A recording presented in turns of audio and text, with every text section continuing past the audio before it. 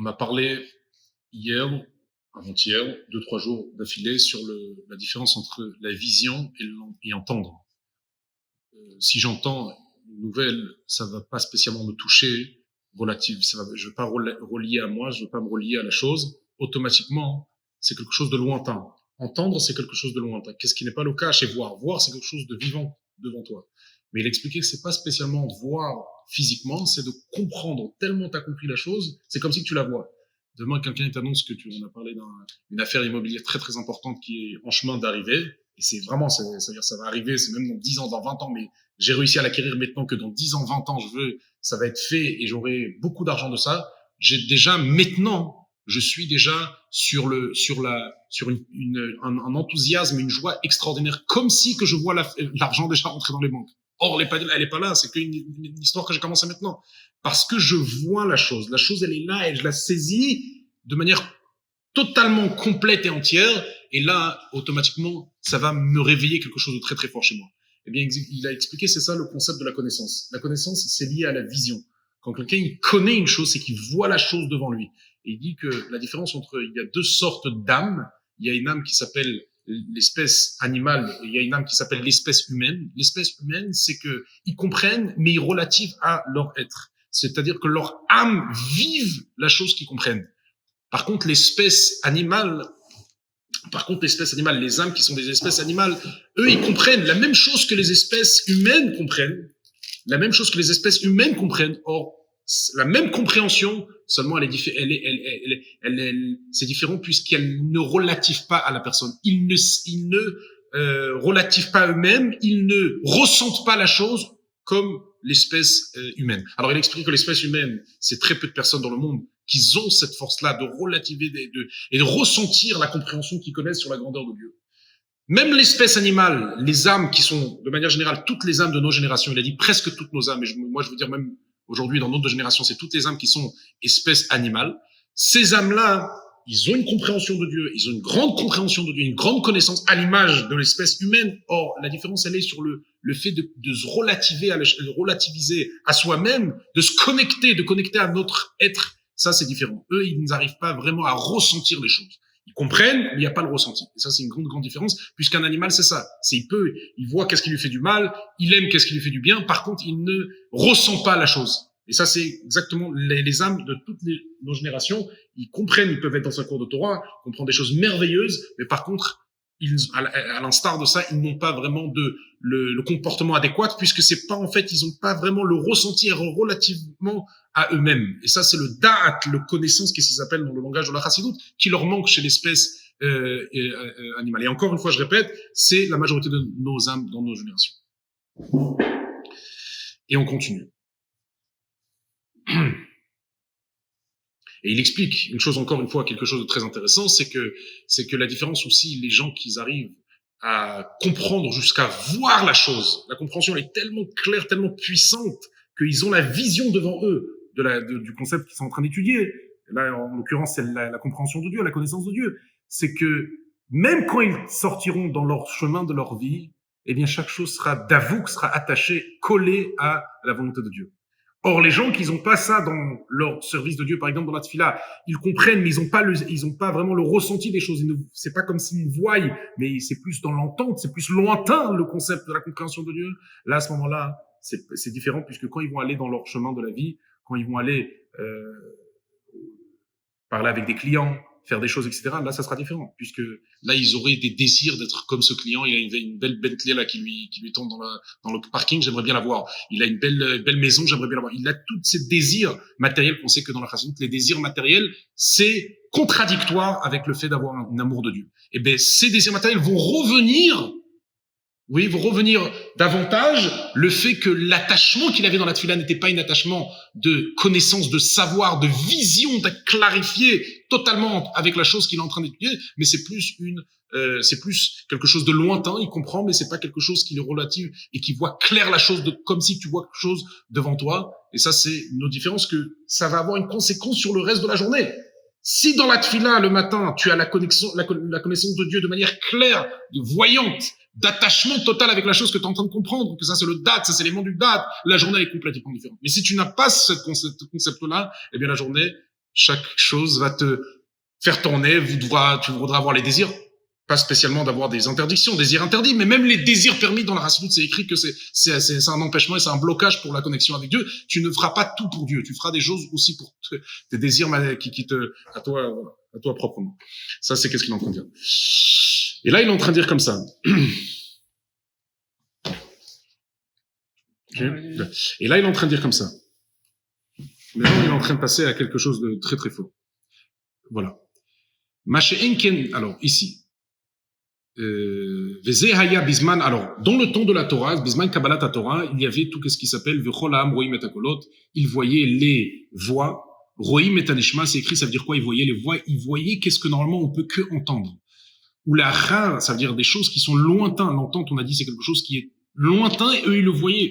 Ils saisissaient des choses lointaines, des choses abstraites, des choses qui sont très très profondes, ils le voyaient. Ou la Rav Shechatou, et ensuite, après qu'ils ont fait la faute, au Ridou Meprinazol et Shprinashmia, eh bien, ils ont descendu après la faute de voir, ils sont passés à entendre. Voir qui s'appelle la clarification, d'être clair, d'être attaché, d'être relié à la chose, mais ils sont partis à entendre. Que entendre, par contre, comme on l'a dit, c'est quelque chose qui ne pas spécialement va te toucher, comme si tu vois une chose. Ok? Je vais donner juste un exemple. Quelqu'un, il voit une belle maison, quelque chose qui va à lui. Ouais. Tu peux m'écrire d'aujourd'hui à demain comment elle est. Tant que je l'ai pas vue, ça me touchera pas le fait que voilà, il y a une très belle maison, tu peux l'acheter ou tu peux la voir, etc. Mais par contre, quand tu la vois, waouh, ça c'est différent. Ça c'est voir la chose. Exactement ça. Quand ils étaient dans le don de la Torah, le divin était perçu comme la vision. Et là, c'était complètement différent. Ils voyaient la chose. Alors automatiquement, ils étaient touchés, ils étaient complètement passionnés par qu'est-ce qu'ils voyaient. Par contre, quand ils ont fait la faute, ils sont descendus à entendre. Entendre, tu m'expliques demain la chose, c'est pas pareil. Voilà. Venodad de Abba mekanem beatzilut ou bina bebria. Lachen aneshamot bebria en prinat ria rak shmiya vavna. Alors c'est écrit que en fait il y a dans le monde kabbalistique il y a un enchaînement de 4 mondes. Il y a Atzilut, Bria, Yetzira, Asiya. Alors c'est intéressant que bien que dans le monde de Atzilut, le premier monde, il y a 10 attributs, 10 caractères de Dieu, et c'est ainsi dans Bina, ainsi dans Bria, ainsi dans Yetzira, ainsi dans chaque monde, il y a les 10 attributs célestes, les attributs de Dieu. Quand même, il y a une attribut spécial qui est référé à chaque monde. Abba, c'est écrit dans le langage de la Kabbalah, Abba, qui veut dire la Chorma, Mekanena, elle réside, Mekanen, Be'atzilut, dans le monde de Atzilut. La Chorma, c'est, le monde de Atzilut, de manière générale, est référé à la Chorma. Bina, Mekanana, Bebria. La Bina, la compréhension, c'est déjà dans le second monde qui s'appelle la Bria. Où là-bas, il y a l'ego existentiel. Dans Atzilut, il y a que Dieu. Mais les Neshamot qui sont là-bas, il n'y a pas eux-mêmes. C'est l'image un peu de Moshe Rabbeinu, que quand il parlait, c'était Dieu qui parlait à travers lui, et il n'y avait pas le moi. Par contre, dans Bina, dans Bria, par contre, dans le second monde, là-bas, c'est les Neshamot qui saisissent Dieu. Ils sont une existence qui saisissent. Ça, c'est différent, déjà. C'est-à-dire qu'il y a déjà l'ego qui est mêlé. Un ego spirituel, certes, mais quand même, c'est un ego. Et ça bloque l'infinité, le flux d'infinité. C'est pour ça que où vraiment réside l'infinité de Dieu, c'est dans le premier monde de Hatzilut. C'est écrit, là-bas, il y a le Yehud d'Hachem qui réside vraiment totalement. Parce que l'existence n'est pas une existence d'égo, d'une existence existentielle égocentrique, si on peut dire. Par contre, c'est une annulation totale avec Hachem. C'est les grandes Neshamot, Avraham, Yitzhak, Yaakov. On disait que c'était un char céleste à la volonté de Dieu, comme un char qui est annulé à la personne qui le conduit. Ils étaient complètement annulés, tous les membres, ils étaient constamment Moshe Rabbeinu, les Moshe de chaque génération. Ça, c'est le monde de Hatzilut. Le second monde, le monde de Bina, le Bria, c'est déjà un monde où il y a certes une grande grandeur de Dieu, mais c'est déjà une compréhension. Il y a déjà le moi qui comprend. C'est pas une annulation totale que là-bas réside le flux de Dieu, le flot de Dieu, le flux de Dieu. Maintenant, qu'est-ce qui est écrit? Que la Chorma réside, la Chorma de la sagesse de Dieu, dans Hatzilut, et la Bina, la compréhension, réside en Bria. C'est quoi la compréhension? C'est quoi le concept de comprendre? Comprendre, on a dit que c'est pas un attachement, c'est pas un attachement de manière où tu vois la chose devant toi. C'est juste lointain. Comprendre, c'est lointain. Je peux comprendre et pas nécessairement, ça me touche à moi-même. Je comprends et je reste détaché à la chose. Eh bien, Bria, le deuxième monde, le second monde, eh bien, ça, c'est un monde, justement, qui n'est pas un monde, c'est le monde de l'entente. C'est le monde où la compréhension de Dieu, elle est dans un concept de entendre. Lointain. J'ai pas vraiment, comme je vois que là, je me relative à la chose, c'est entendre. Ça, c'est le monde de Bria. Et c'est pour cela qu'il dit comme ça. C'est pour ça que la majorité des Neshamot des Bria, en lahem, ils n'ont pas Prinad Riya, ils ont pas la vision. Où il y a la vision, c'est dans Atzilut, là-bas on voit les choses. Regarde qu'est-ce qu'il dit, regarde. C'est Chokhma. Chokhma, c'est la vision. Rakshmiya, Vavana, eux, ils ont que l'entente et la compréhension. On a dit que la vision, c'était date. Quoi? On a dit que la vision, c'était date. Alors, je vais t'expliquer comment ça marche. Ouais. Chokhma, Bina, Da'at, Chesed, Gvura, Tiferet, Netzachod, Yosod et Malchut. En fait, Da'at, il est lié au Keter. Oui, le milieu. Oui, le Keter. Keter, c'est l'infinité de Dieu. Chokhma, c'est aussi le réceptacle de l'infinité de Dieu. Alors, ça revient au même. Ah, ils sont sur la même ligne. La même ligne. Da'at, Tiferet, Yosod et Malchut. En fait, il y a un cheminement.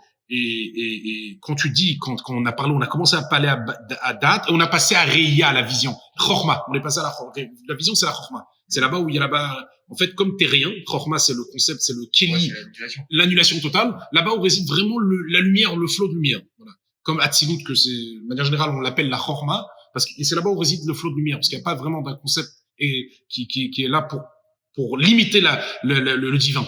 Ok? Alors, c'est lié à Da'at. Si t'as le Da'at, c'est que t'es lié à Chokhma, en fait. C'est ça qu'il a envie de dire. Certes, c'est en bas, Da'at, c'est en bas des Chokhma Bina Da'at. Mais si t'as touché Da'at, automatiquement, t'es lié à l'annulation totale, à la vision de Dieu. C'est pour ça que le début, il a basculé depuis Chokhma à Da'at. Chokhma, mais là, depuis Da'at à Chokhma. Au début, il a parlé de Da'at, la connaissance, le concept de connaître ou pas connaître. La différence de connaître et pas connaître, c'est une différence complètement, incomparable entre ces deux niveaux, puisque la connaissance, c'est là où vraiment, où la chose est vraiment chez toi. Tant que t'as pas la connaissance, tu peux comprendre, etc., mais t'as pas vraiment la chose. Et après, il parle, mais en fait, cette connaissance que t'as acquéri la chose jusqu'à que tu la vis la chose, c'est ça, en fait, la connaissance. La connaissance, c'est comparable, comme il va dire tout de suite, l'homme connaît sa femme. C'est là où il y a vraiment le lien entre les deux. Et ça, il a basculé sur la vision. Mais parce que vision, quand tu visionnalises quand tu vois la chose, là, tu te relatives à la chose. Tant que t'as pas vu la chose, tu t'es pas relativé la chose. C'est-à-dire que Da'at, c'est lié à la Chokhma et la Reya. Mais c'est très intéressant parce qu'ils sont pas dans le même trait, hein. Ils sont au milieu. Chokhma, Bina et Da'at, il est au milieu. Chesed, quoi. Mais c'est pas pareil. Si tu m'aurais dit, en dessous la Chokhma, il y a Chesed, je comprends, ils sont dans la même ligne. Mais mais dans le concept, c'est la même chose. Da'at, c'est la connaissance. Ça veut dire quoi? Ça veut dire que, ça y est, la chose, comme il a expliqué, c'est dans un niveau complètement hors normal. T'es dans le Da'at, voilà, c'était hors normal. La normale, c'est que tu comprends et tu n'es pas t'es pas touché par la chose. Hors normal, c'est que t'es touché par la chose. Alors dans le monde matériel, le Da'at, il est très facile. Pourquoi? Parce que c'est pas un vrai Da'at. C'est les choses qui tout touche. Une belle voiture, un bel truc, une belle personne, un truc, tout relative. Pourquoi? Parce que c'est très faible. C'est pas un Da'at du divin. Mais or, quand tu rentres dans le concept de la divinité, quand tu rentres dans le monde spirituel, le Da'at demande un effort spécial pour y arriver. Et là, il explique, on peut le voir même dans le sens du livre de notre étude, que le Da'at n'est même pas donné aux gens. Le Da'at n'est même pas un concept qui est donné aux gens. Da'at, c'est lié aux Neshamot, qui sont Neshamot Adam, les espèces humaines qu'on a dit dans l'écouteur, il y en a très peu par génération. C'est eux qui ont le Da'at. C'est une révolution, ce qu'il dit là, Adam Morazaki. Ouais, c'est très dur. Tu veux arriver à Da'at, alors là, il va expliquer, il faudra mêler Moshe Rabbeinu. Ah bah oui. Et là, il va revenir basculer sur le début qu'il a expliqué dans le début de la paracha, que Ve'ele hamishpatim asher tasim lifnehem. Hachem, il dit à Moshe Rabbeinu, ça, c'est les lois que tu vas mettre devant eux. Il dit, toi, tasim, c'est-à-dire tu mettras. Hachem, il dit à Moshe, toi, tu mettras des lois devant eux. Et après, il dit, qui tikne quand tu vas acheter un serviteur. En fait, là, il va expliquer, bien sûr, je vais juste donner une petite aperçu, que Moshe, sa force, c'est quoi? C'est qu'il va acheter, il va prendre des neshamot, et il va les acquérir à son niveau à lui. Qui tikne, il va acquérir, comme tu dis. C'est lui qui l'élève. C'est lui qui l'élève. Et c'est pour ça que ton domaine qui s'appelle Tassim, toi tu mettras, toi tu achèteras, et pas comme on peut penser que le mot qui tikne, ça parle sur le peuple juif. Pas du tout. C'est une loi pour le peuple juif. Quand un juif, oui, littéralement dans le Chumash, c'est ça. Quand lui, un juif, il va acheter un serviteur, la loi du serviteur, combien il va travailler, etc. Ça, c'est le côté littéral, mais le côté profond, même qui est connecté au littéral, parce que bizarrement, au début, il parle de pluriel, après il passe au singulier. Tassim lifnem, après il parle au singulier. Alors il te dit, en fait, ça parle de la même personne. Le pluriel, il parle de Dieu, de Moshe, que lui, il doit mettre devant eux. Et ensuite, on parle de la même personne que lui, il devra aussi acheter. C'est des gens, ça veut dire, il devra élever, en fait, des personnes qui sont des prinates. L'espèce des âmes animales, l'espèce des âmes qui sont au niveau animal, qui s'appelle âme, pas âme animale. Âme animale, c'est nefesh, mais là on parle de la neshama. Les neshamot qui sont biprinat behema, c'est-à-dire les neshamot qui sont au degré de l'animalité. C'est pas péjoratif, c'est juste comme un animal qui n'a pas le ressenti et qui n'a pas la vision claire. Il a seulement plutôt une compréhension sur qu'est-ce qui lui fait du bien et qu'est-ce qui lui fait du mal. Il va brouter qu'est-ce qui lui intéresse, il va se dégager de qu'est-ce que ça lui fait mal. Alors pareil, nous, notre attachement à Dieu, il est de cette même manière. On aime Dieu instinctivement. On veut pas le déplaire, on veut faire les mitzvot, on veut pas faire la vérote, etc. Eh bien, il va monter, ça c'est l'espèce animale que la majorité des neshamot sont là-dedans, dans cette catégorie-là. Eh bien, il va monter ces âmes-là au niveau de la vision. Des neshamot qui sont Adam, c'est-à-dire des neshamot qui voient, et ça c'est des neshamot très très élevés, il y en a très peu dans les générations, mais Moshe a cette capacité, et c'est aussi la demande que Dieu a demandé à Moshe, de élever ses âmes à Adam. C'est vraiment le rébé qui nous attrape. C'est exactement ça. C'est exactement ça. Alors il explique, alors, voilà. Ah, pardon, voilà ici, voilà. Qu'est-ce qui n'est pas le cas dans les neshamot des Hatzilut, Sham Gilui Prinat Chochma, là-bas réside la sagesse, Viriya, et la vision, Venikra et Adam, il s'appelle la semence humaine. Vehin, Prinat Amimtsat Amechaber Umezavek Chochma Bina ou Bina ou Adat. Maintenant, on va comprendre c'est quoi le lien entre la Chochma et le Dat. Parce que là, on a dit, au début, on a parlé de Dat, maintenant on passe de la Chochma. C'est qui fait l'injonction entre la sagesse et la compréhension? Parce qu'il faut les deux. Si t'as la sagesse sans compréhension, t'es foutu. Parce que c'est qu'un éclat qui n'est pas saisi par quelque chose. Si tu as la compréhension sans sagesse, c'est que ça va être comme entendre. C'est pas quelque chose qui va vraiment te toucher et te percer et te rendre indifférent. Alors la sagesse c'est le top. Le problème c'est que la sagesse c'est abstrait. Si tu la connectes pas avec quelque chose de concret, c'est-à-dire que le concret devient comme à l'image de la sagesse une annulation. C'est-à-dire les mots que tu vas comprendre vont avoir le même rythme que Chochma. Mais c'est qui fait l'injonction entre les deux, entre la Chochma et la Bina? Il faut les deux. Tu es obligé de Chochma Bina, c'est écrit dans la Kabbalah, il y a un langage qui dit Tren Re'in de l'Omit Parshin. C'est deux caractères qui ne peuvent pas être séparés. Tu peux pas séparer Chochma et Bina. Si tu as la Chochma sans Bina, c'est qu'à la finale, tu es un homme théorique. Tu as des bonnes idées, mais théoriques. Il y a des gens qui ont eu les meilleures idées, des autres gens qui les ont pris. On connaît dans le monde. Et les gens qui ont mis en pratique l'idée du savant, ils sont devenus milliardaires. Les gens savants, ils sont restés dans un 2 pièces. C'est rien. Si tu n'arrives pas à mettre en pratique une théorie, une chokhma, une sagesse, un éclat, une nouvelle lumière dans le monde, ok? Alors à la finale, c'est rien. Qu'est-ce que t'es resté? Quelqu'un d'autre l'a pris et te l'a mis en pratique. Il faut savoir mettre en pratique. Et dans le domaine de la compréhension, la pratique, c'est la compréhension. C'est de mettre des mots à la sagesse que tu as. Sagesse, c'est un éclat, c'est une nouvelle lumière. Mais si tu l'as pas assez tout de suite mis dans des termes précis, la chose, elle va s'évaporer. Ou quelqu'un d'autre va la prendre et c'est lui qui va s'en faire avec. La chokhma, il faut quelqu'un qui mésavègue, qui fait la coordination et qui le relie, qui le zivouk, ça veut dire le zivouk, comment on dit en français, quand une âme et une femme, hein? L'âme sœur, mais en fait, c'est quoi un zivouk? C'est que ils s'emboîtent, l'homme et la femme. Eh bien, celui qui fait le zivouk entre la chokhma et la bina, c'est le dat. Lui, il est au milieu, et il relie les deux. Et là, on va comprendre c'est quoi le lien avec la chokhma. Ok? Veine prinat amumutsat, c'est qu'il le milieu, l'intermédiaire, amechaber, qu'il relie, ou mezaveg, et qu'il le zivoug, entre la chokhma et la bina, c'est le dat, ou adat. Dat ou la chanet kashrut, c'est quoi le mot dat? Dat, ça veut dire attachement. Comme c'est écrit sur Adam, et Adam a connu sa femme. En fait, il s'est attaché à sa femme. Quand il a eu le rapport conjugal, il y avait marqué le terme qui est utilisé dans la Torah, c'est il a connu. La connaissance, c'est l'attachement. Adam, Yada et Trava, etc. C'est l'histoire de Adam, Yada et Trava, il a eu un enfant de ça. Il a eu Caïn et Evel. Mais la Torah utilise le terme yada, il a connu. C'est-à-dire que le rapport conjugal, il est utilisé avec le terme yedia, connaître. Pourquoi? De la même manière qu'un rapport conjugal, concrètement, c'est une relation, eh bien, date, c'est l'attachement, c'est l'attachement cérébral que toi tu as. Tant que t'as pas de date, eh bien, t'as pas d'attachement à la chose. Dehainu, c'est-à-dire quoi? Mais qu'il faut que tu attaches avec la nekudat alev, le point du cœur, Bemarshava Tabina, avec la pensée de la compréhension, Shemit Bonen, en méditant, en comprenant. C'est-à-dire, en fait, il faut arriver au point, Nekuda, au plus profond de Nekuda Talev, c'est intéressant que tu vois, du cérebral, il passe au cœur. C'est la racine de ça qui relie le cerveau avec le cœur. Mais en tout cas, tu arrives au plus profond du cœur, mais tout en étant dans la pensée, en comprenant, bien sûr. Par contre, ça, c'est juste ce terme-là, on peut avoir 2 heures de cours et moi-même, je dois plus élaborer. C'est-à-dire, il faut arriver, que ta pensée arrive au profond du cœur, au point le plus profond du cœur, tout en étant dans la pensée. Ça veut dire que faire une expérience sentimentale, on va dire, mais tout en étant dans le cérébral. Et là, à ce moment-là, tu arrives aux dates. Tant que tu n'as pas date, tant que tu n'as pas fait cette expérience cérébrale, que ton puissant du cœur, il est dans ta pensée.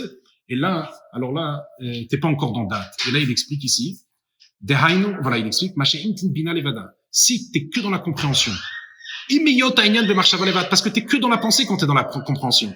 Ça te ne concerne pas ton essence. Les libo, klal, c'est-à-dire ça te concerne pas ton cœur. Par contre, aval sheyer et uta deliba, si tu vas avoir un réveil du cœur, que ça veut dire itla avut levavo, un passionnement du cœur, vedve kuto et un attachement, beha inyan shemechashem, dans le sujet que tu es en train de penser, achiyeb kulo beha inyan davug mod, jusqu'à que tu vas être attaché, tu vas coller, tu vas attacher tout ton au sujet que tu es en train de penser, tout ton être au sujet pensé, bechol chouchegufose, avec tous tes membres du corps. Nikradat, c'est là où ça s'appelle date. Ou gorem, mais c'est ça qui entraîne chez Traber Prinat Chochma le Bina, que la Chochma elle va s'attacher à Bina. Des Haïnou, c'est-à-dire chez Igrom Berov Rozek, c'est-à-dire que tu vas entraîner avec une grande force, une bonne note, Achiye Abina Prinat Riya ta Chochma, jusqu'à que dans la Bina, dans la compréhension, tu aurais la vision qu'il y a dans la Chochma. Ah ouais. T'as compris? Ça veut dire, c'est-à-dire que voilà, en fait, Bina, c'est pas comme ça, il n'y a pas la vision. Tu veux arriver que dans la Bina, t'as une vision. Alors là, comme il dit, il faut, c'est incroyable. Voilà, c'est énorme, c'est énorme. Non, c'est quand on dit que Hussein, ils ont inversé les oreilles, elles ont vu et les yeux, ils ont vu, voilà, l'entendre, c'est ça. Non. Voilà, ils ont vu qu'est-ce qu'on entend. Ça veut dire, ils ont mis dans la bina, que l'entente, ils sont passés à la vision. Ils ont inversé les choses, que dans la bina, il y a de la vision. Voilà. Juste, on va terminer encore 2-3 lignes. Velachen prinat zera adam, et c'est pour cela que cette semence qui s'appelle humaine, hainu neshamot sheyesh ben dat, ça c'est les neshamot qui ont ce savoir-là, cette connaissance. Chez hu amamshir, que eux en fait ils attirent gilou yachorma, ce dévoilement qui se passe dans la sagesse, ve'areya et la vision, behit bonenut, dans la compréhension, c'est eux qui attirent le dévoilement qu'il y a dans la sagesse, mais dans la compréhension. Que quoi, chez Yavo les prinat, d'arriver jusqu'à où, au point où mes pzari erze eloka, que de ma chair humaine je vois Dieu. C'est tellement j'ai le saisi comment ça se passe dans mon corps, la vitalité comment elle passe dans mon corps. Et de manière générale, il a dit l'idée en cours, c'est que dans un corps on est sûr qu'il y a une vitalité. Quand quelqu'un par exemple que Dieu nous en préserve, il a un problème à la main, et il va chez le docteur, il dit il vous manque du calcium. C'est quoi il manque du calcium? Comme il manque du calcium, c'est quoi? C'est-à-dire que si tu vas avoir du calcium, tu auras le sang qui va mieux jaillir et la maladie elle va partir. Où il te manque un magnésium, où il te manque, c'est-à-dire c'est lié à une vitalité qui n'est pas assez installée. Et moi j'essaie de tirer la vitalité pour que à la finale la maladie parte. C'est clair et net qu'il y a une vitalité. J'essaie de régler la vitalité en donnant le médicament adéquat à la chose qui me manque. Mais ça, c'est sûr que c'est lié à la vitalité. C'est que la vitalité, elle n'est pas encore bien propagée, elle n'est pas encore. Il y a un problème. Et ça, c'est la maladie. Ça, c'est le concept d'une maladie. Qu'il n'y a pas de cette vitalité, elle n'est pas bonne, la vitalité, etc. Ou c'est un problème de la maladie, que la vitalité, elle est mauvaise, etc. C'est exactement ça hein, que dans le monde, dans Hachem. Si dans le corps humain, dans un corps, eh bien la vitalité, tu es sûr qu'elle existe, même si tu la vois pas. Hein. Alors comme le passage dit, mi psari, de la même manière que dans mon corps, je suis certain qu'il y a un concept de vitalité. Et c'est comme ça que je règle ma santé. Exactement pareil, je vois le divin. Je suis certain et je vois, même si je le vois pas Dieu, à l'instar de mon âme, je la vois pas, mais je sais qu'elle est là. Je sais qu'elle est vivante. Quand quelqu'un est mort, il y a plus de vitalité, il bouge pas. Et quand je bouge, c'est qu'il y a une vitalité. Pareil dans le monde, je sais qu'il y a un Dieu. Et ça, c'est le date, c'est de voir et avoir la clarté à l'image de toi-même que toi, t'as pas besoin trop de compréhension parce que tu le ressens. Eh ben, tu ressens ça aussi par rapport au grand monde, cette vitalité de Dieu. Avec.